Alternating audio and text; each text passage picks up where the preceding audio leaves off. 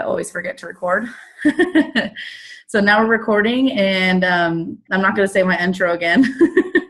Sorry. For those of you who weren't here live, you missed a lot of good stuff. No, I'm just kidding. But anyway, and then I'll just turn it over to Nicole, and then you just do what you want to do, Nicole, and then turn it back over whenever you want. Sounds good. All right. I'm not muted. Okay. So my name is Nicole Shaw. I started selling LuLaRoe in August of 2015. So we kind of, hit the ground running when we started. When I started, we were doing 1 or 2 in-home parties a week. I really built my customer base that way.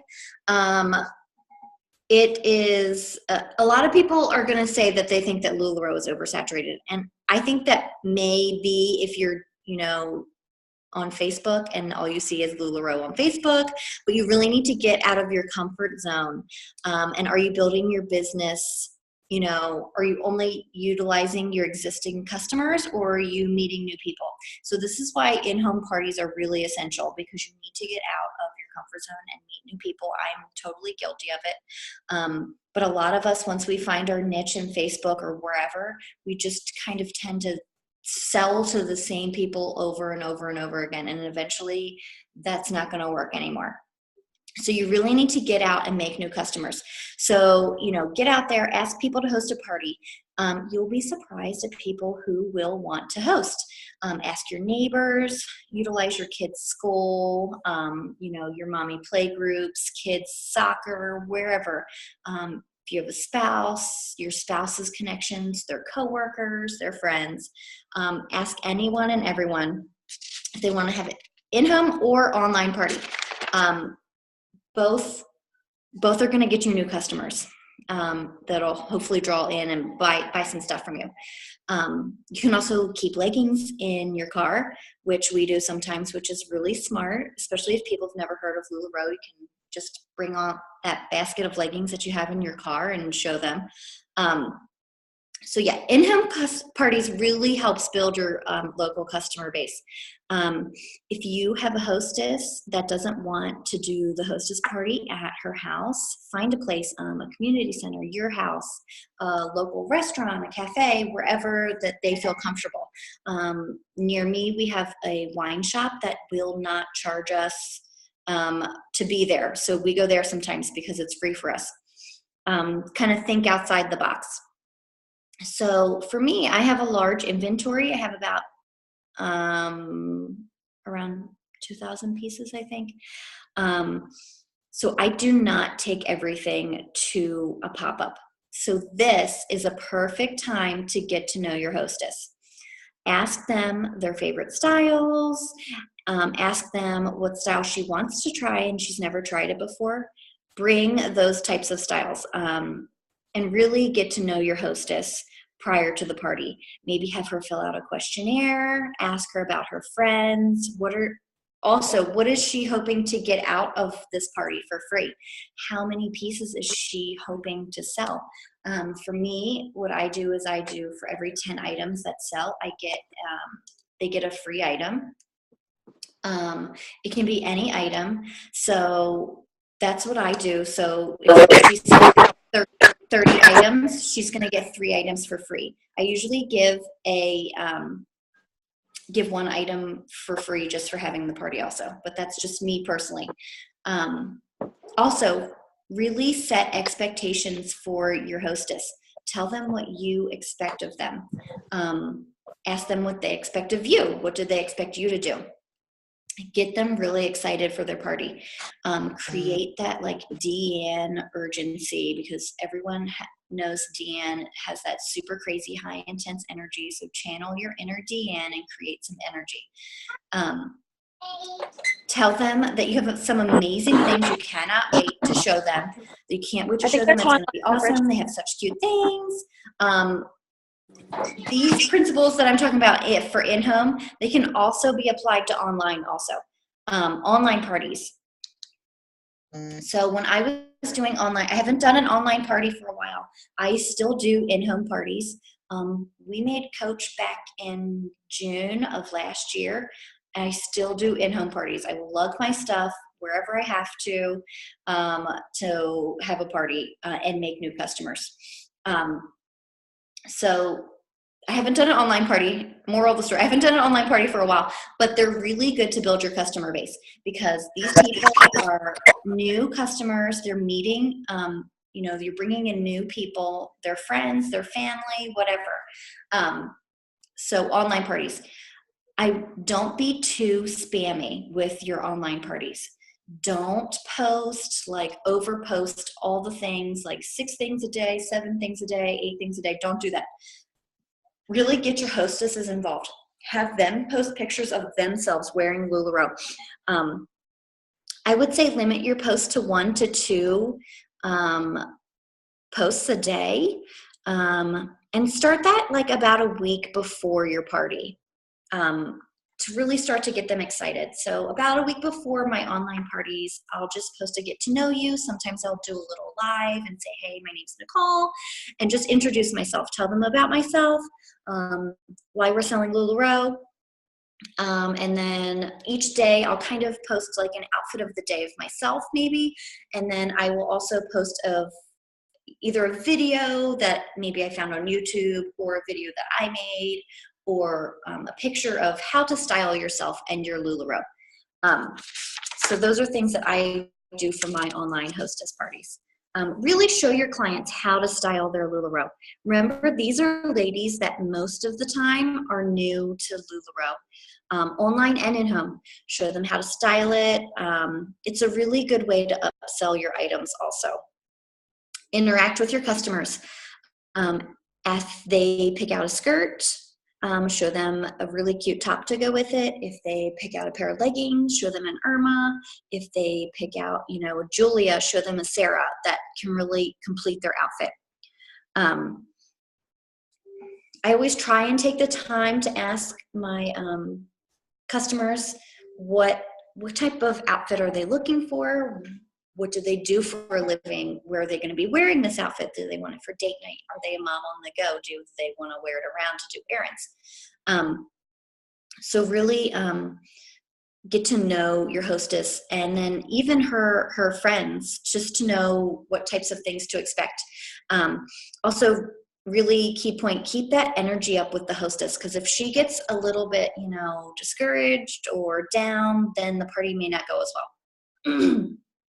Also at my parties, what I do is right before the party is ending or leaving, I always say how much free stuff the hostess earned, and if they would like to earn, then they can have a party as well, and give them the information. In my hostess part, at my in-home parties, I try not to go overboard with, like decorations or anything. Usually I do them at my house now, and everything is set up in the basement. It's a nice little setup down there, and I will set out some like cheese and crackers or some pastries for them, and some drinks. If they want to bring something, they absolutely can, but they don't have to. That's one of the reasons why I get them to have that at my house. I tell them they don't have to do anything. They don't have to clean their house. They can just come right on over and hang out. So most of the time I do my parties at my house. If I do an in-home party somewhere else, I take about half of my inventory sometimes, and we fit that all in our car. I'll take about 4 or 5 per size per style, and I really take the time to get to know them and what do they want me to bring. And sometimes I think about things, like if I'm bringing this shirt, maybe I won't bring this shirt, or you just really have to get to know them and figure out what they want. I was going to tell you guys something else, and it's slipping my mind right now. So I think doing hostess parties, online or in home, really helps build your business. When I first started, there was, I think, maybe one other LuLaRoe consultant in the area, and It's how I built my customer base. No one really knew what it was. I was going around to different places and having parties, and those people were shopping with me usually every week after that. So yeah, building your customer base is really key, and utilizing your hostesses, because you also never know who's going to be your next hostess, who's going to be your next person that's going to join your team also. A lot of my downline is former hostesses and people who were a part of a party. So yeah, if you guys have any questions, that was kind of my spiel. If you have any like nitty gritty details you want me to tell you about parties and things like that, I will gladly talk about anything you want. Ooh, anything. No. I mean, whatever. Yeah. I'm just kidding. How many people usually come when you do it at your house? That would be my biggest, for me personally. Well, I need to know more people in Arizona. Like, I honestly, every time I go out and I talk to like 5 people about LuLaRoe, it's like, I need to get out of my freaking house. And so like, I'm understanding why Deanne's like, get out of the house, go make friends. And I'm like, I need hobby groups and I need to make friends. I went to a dance class in Olivia and I'm like, all these people could wear LuLaRoe. And it was just like a revelation to me to get out of my house. So that's a goal of mine. So I'm going to do what you did and I'm going to go find my local customers. But yeah, go find your local customers. So here's the thing. A lot of people will be like, oh, if you want to have a party, you have to bring 10 people. And if you don't bring 10 people, I'm not having a party. I don't do that because you just never know how much someone's going to spend. You don't know what's going on. So when someone has a party at my house, sometimes it's anywhere from 5 to 10 people. My hostess parties usually are anywhere from $1,200 until like $2,200.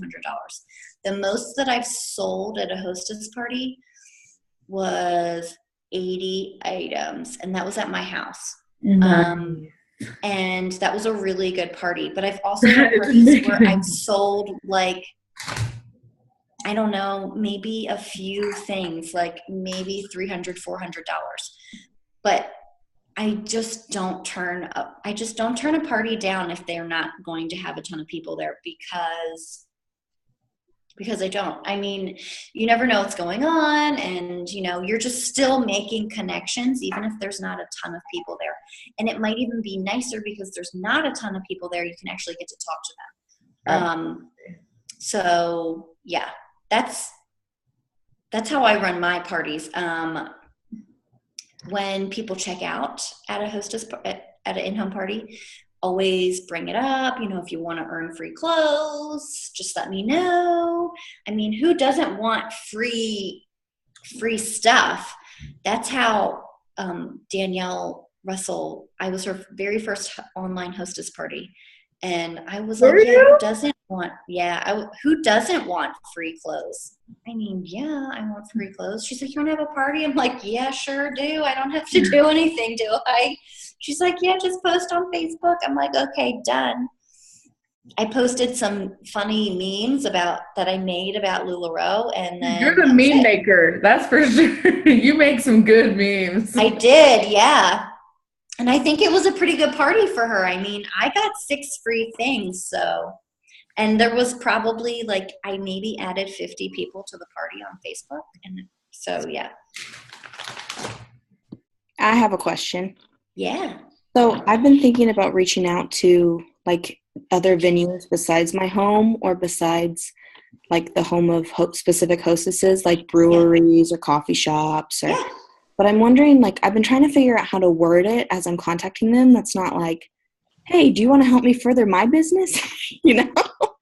I mean, honestly, I just ask people, I sell LuLaRoe. Would you be interested in me coming in and hosting a party? When me and some of the other girls that live in the area, we are in Pennsylvania, and there's this wine shop, and it's free for us to set up there. And honestly, when we go there, we bring customers to them too. So not only is it helping us, but it's also helping them, because I don't really know how busy they usually are, but we usually have people waiting there for us when we get there. So I would just ask. I mean, just straight up say, I saw LuLaRoe. Can I have a party at your place? I did that when I first started. I literally emailed like a ton of different places and was like, I sell LuLaRoe. Can I sell it at your store just for a few hours? I see some questions. Hang on. Do you require an online hostess to invite a certain number of people at the party? I don't. Some people do like 50, say invite 50 people. Yes. So I have a email that I send all my hostesses, and I also have a little graphic that I think I made. I'm pretty sure that I made of what to do before your online party. And it's just like post a selfie of yourself, things like that. I think it's good to give them instructions. Also as building like a relationship with them, but just kind of instructions like how to have a great party, and just like post once a day. And also tell your hostesses not to post like a ton of things, because I've never had a hostess like this, but I know people who have, that their hostess just adds all their friends without asking, and they feel real spammed, so they just leave the party. I always tell my hostesses, don't add your friends unless it's like a really nice, like I would add my mom to a party, of course, my mother-in-law. But just my husband's laughing that I said my mother-in-law, because she literally buys all the things. So I tell them to post it on their on their personal page. If you're doing an in-home party, I have a girl on my team that she sends personal invitations for her hostesses, and she's had really good response from that, especially because there's a lot of people who aren't on Facebook. When I have an in-home party, I create the Facebook event for them, and then I make them the co-host. That way that they can share it and they can add their friends. I used to not do that. I was like, no, you have to do it. But it really does help them out and helps you out to remember if you create that event, and then make it public so that they can invite their friends. So that's what I do. So I have two questions first. Yeah. I was going to ask what your opinion is on what Lacey started recently maybe doing, because of the plethora of groups that we have, how annoying it is sometimes to make more and more groups. Right. Without being able to get rid of them, usually without being a registered person. And Lacey did that for like the first 2 weeks, and then she's like, I'm never doing that again. So what she started doing, I don't know, Lacey, you could explain it more and maybe get your opinion. She started making an event within her own group for the party. No? I don't do it within my VIP group at all. It's just a private event through my profile, and I invite my hostess, and that's where I run like all of my styling tips, if I do a giveaway, pictures of my hostess or me, like you said, outfit of the day, all the things you do for a private party. I do in the event, but then I funnel them into my VIP group for the party. Yeah, so you're not selling anything on your personal, right? It's just like a... Correct. It's just an event. Right. Yeah. So that's what I do. I do the same thing. So if it's a in-home so you don't just make an event in the group. You make an event. Yeah. So especially if it's an in-home party, I will create a personal event that I'm creating on my personal page. Yeah. And then they invite their friends. I'll do styling tips there. And then I also post the link to my VIP, like, hey, if you guys had a good time at the party today, come shop, whenever you want. We do live sales every day. So that's what I do. If it is a online party, I had an online hostess group that I used, and I would just recycle the same group. Sometimes I would delete the members, sometimes I didn't. I really tried a bunch of different things. I found that a lot of my hostesses liked to have their own personal group. So if I were you, if you're going to recycle a group, I would recommend deleting the members and then having the hostess invite new people. I had one of my friends that, you know, if she wasn't busy at work, she would do those things for me. She would like delete, you know, people from a group and then send it to me. And so I would give her a free pair of leggings for doing that. So, because I hated it. It was a pain in the butt. So yeah, I would give her some free stuff to do that. And it made it worth my time for me to do that. So I would just recycle the same group and just keep using it over and over. And I really did follow the same kind of format each week. I would do a hostess party on Tuesday nights. The week before, I would start posting about this and just styling tips and kind of almost the same thing each time. Like, you don't have to reinvent the wheel each time, because there's new people shopping. So don't overthink things. I think a lot of times we always want to overthink everything and we want it to be super cute and super fun. Just don't overthink it. You want people to shop with you because they like you, and so really kind of show your personality. All right, I see some more questions. Sorry, I'm on my phone. Do you offer incentives to get hostesses other than the regular hostess rewards? This month. Sorry, I look over at Matt really quick, and he ate like 8 orange, like little cutie oranges, and they're all piled up next to him, and I didn't realize I wasn't on mute. You're totally fine. Oh. So what I did this month, I offered for previous hostesses, online or in-home, if you booked another party with me, you would get double incentives. But it was only for previous hostesses who had hosted with me before. And I had never thought about that before. And I was like, oh yeah, that's a good idea, because some of my hostesses, they're great hostesses and they have excellent parties. So I just felt like that was a reward for them. If they had a party, they got, even more free stuff, because they've helped me out, so much. What are your best ways of getting more hostesses? Last month, hostess. Yep. I went back to my normal host and I'm struggling. Sometimes it's hit or miss. It really is sometimes hit or miss. Especially in the warmer months, everyone wants to be outside. So offer to do a pop-up outside somewhere. I mean, it's not like, so here's the thing. A lot of people were like, well, that's a yard sale. No, it's not. It's not a yard sale. You're selling LuLaRoe outside. It's fine. It's not a yard sale. They're like, well, no, you're having your pop-up outside. It's totally fine. Just don't sell other stuff with it. And it really, people like it. Maybe do like a themed party, like a lemonade stand, whatever. Ice cream party, like something like that. So in the summer months, sometimes you have to get a little creative. If you, say you're a member of a pool or something, ask if you can have a pop-up at the pool.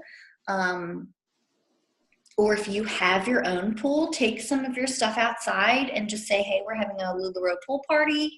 And it would be a great way to highlight the Joy and the Monroe and Lindsay as cover-ups for outside. So yeah, I think highlighting things like that will help get some hostesses in. Maybe really market to your teachers because they're off of school. You could do it during the day if you're a stay-at-home mom, or on the weekend. Because teachers are going to want new clothes by the time that they go back to school. So don't they want to get some free stuff? I really always just try to play up the free stuff. And if I can't get a hostess, I'll just tell people to come over and bring their friends. And sometimes it ends up turning into a party because they sold so much stuff. I'm like, well, here, why don't we give you some free stuff since you had so many people show up. So even if it's like 3 or 4 people just coming over to shop, I say, hey, bring them over. I have one last Open houses are also kind of key. If you're not doing an open house, you should do an open house at least once a month. I do open shopping every Wednesday from 5 to 7. Sometimes people show up, sometimes no one shows up, and that's okay.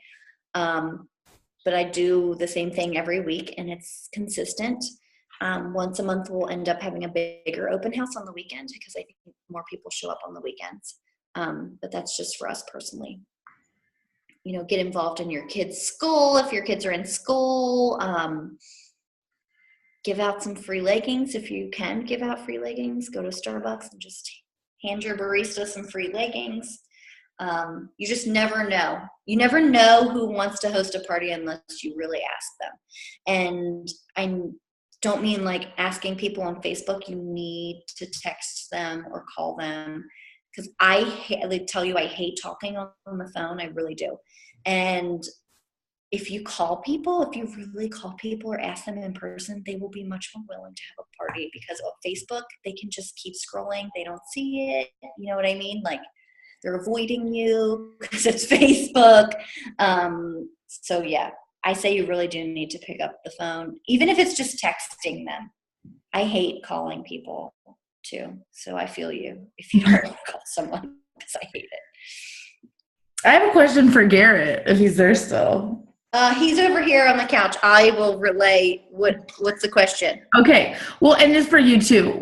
And this is because my husband is kind of like still kind of awkward, and I'm sure other husbands are sometimes during open houses, on how they can help and what they can do during open houses or parties. Matt actually did a party for me once when I was sick, and he was like, "Oh, like, is this okay? Like, I don't know." So maybe what's his point on that? What does he do when you have open houses and stuff?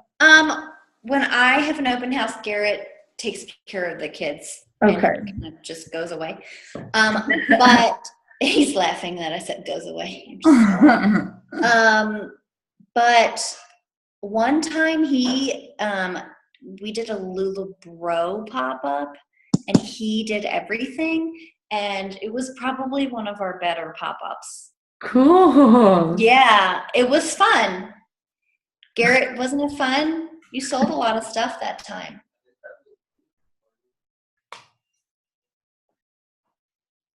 No, it wasn't. Oh, wasn't fun? No, it was fun, but he was trying to think of which hostess it was. Oh. Because we had this one hostess, and that was our 80 item. That was not you. Sorry, dude. No, but that's where I booked the party off of. Yeah, you did book it off of there. So, yeah. That's awesome. That's he kind of wrangles the kids. If prior to the new system, because I'm on the new system, he would check people out sometimes for me while I was helping them, especially if it was really busy. But if it's not super busy, then I just make him take the kids outside or do whatever. Because the girls really are kind of just like, they want to just be in it. And sometimes it's too much for me. Oh, that's awesome. You're like, I love it when you're like, no, that wasn't your party.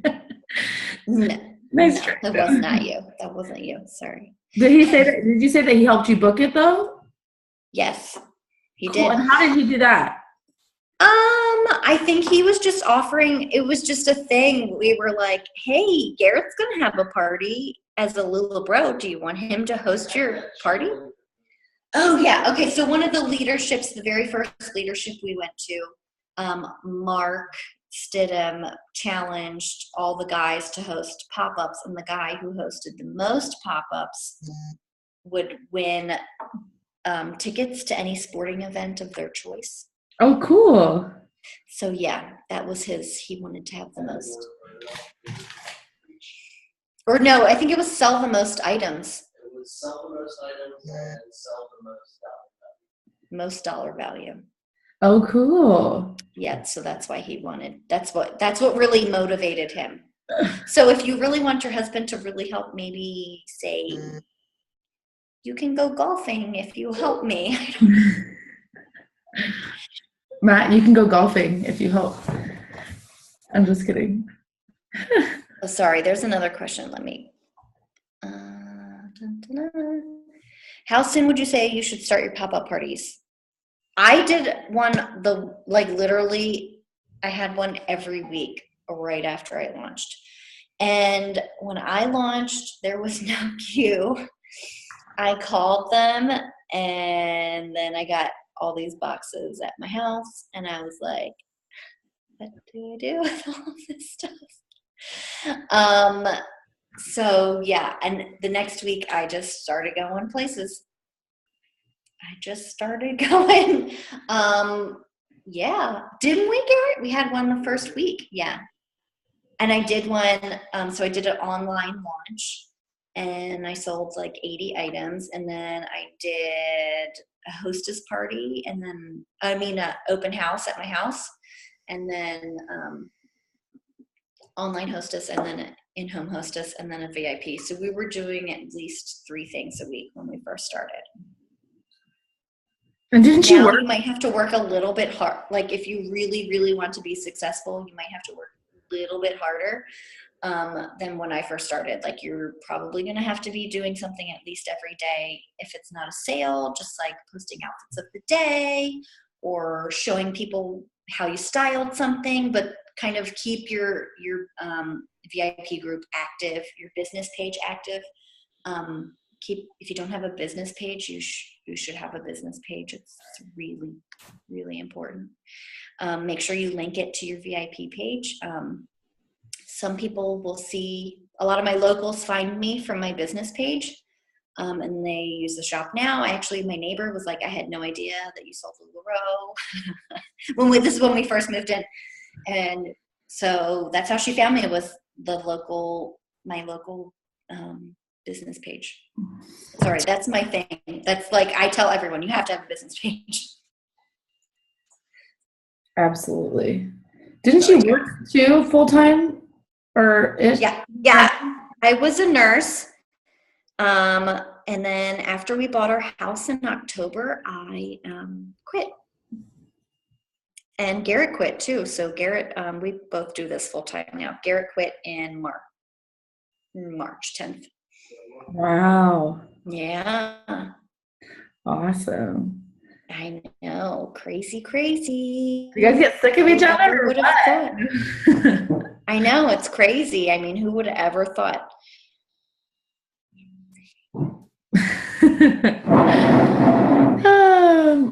It's an adjustment having your husband home with you all the time, but it works. It's fun. It definitely is an adjustment. You were like, you're getting on my nerves right now. That's what Matt says to me today. What? I'm like, okay, get a job. No, I'm just kidding. I'm just kidding, Matt. But anyway, thank you so much for this. No, thank you. You know, what's funny is I didn't realize that they were doing Jennifer Davis at the same time, I think, or around the same time. Jennifer Davis was doing a little training about hostess pop-ups, or someone, I don't know, but I just saw like, and this is starting now, and I'm like, and I'm like, wait, what? And then I realized what it was, because I was confused. I would thought. Anyway, but I'm really glad that you could be here. Does anyone else have any other questions? Thanks. And thanks for answering everything and taking your time. And we really appreciate it. Yeah, absolutely. Thanks for asking. Yay. Yeah, if you ever have any questions, just message me. I'll totally answer. And you did for me. I remember at the very beginning too, and I felt like grateful that you responded, because sometimes I don't like responding to people. So I learned that really quickly that was kind of a big deal. So to be responded to. I know. Sometimes has to be like, oh, do I have to check that unread? That is not anything to do with the customer. No, I'm just kidding. I know, I have to check all those messages. Shoot. I know. Another reason that's good, actually, to have a business page. I don't know if you know this. There's a software that allows you to filter your emails and your business page together. Do you use something like that? It's called Zendesk. And I don't use PMs anymore because they're too hard to organize and manage, but I use a program called Zendesk, and it filters my emails, and then I can actually add notes to them for both of us to communicate. We can also archive it. We can mark it as like wait for response. It's really cool. I would look into it. And it forces people to message you on your business page rather than your PMs. Oh, well, my people, they, yeah, Jess, give us the link for that. Also, I have them message me on my business page, and I like that because you can set it to automatically reply to them. Yes. So, like, if I'm not, like, if I haven't checked it in a while, it'll just get an automatic response, like, thank you for messaging us. We'll return your message shortly, something like that.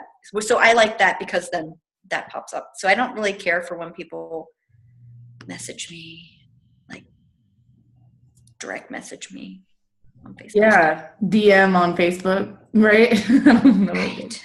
Yeah.